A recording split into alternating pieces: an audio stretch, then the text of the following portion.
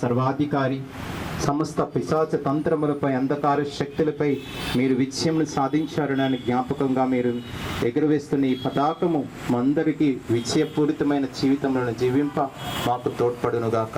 పరిశుద్ధ కన్యతల్లి ప్రార్థన మధ్యస్థము ద్వారా, పునీత తోమాస్ వారి ప్రార్థన మధ్యస్థం ద్వారా యేసుక్రీస్తు పరిశుద్ధమైన నామములో ప్రార్థించి వేడుకొనుచున్నాము తండ్రి. ప్రభు మీతో ఉండునుగాక.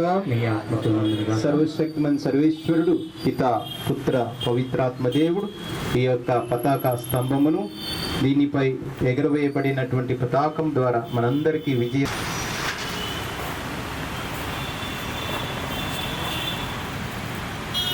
పనిని చేయుదము, జయ గీతం పాడి యుద్ధము చేసి జయమును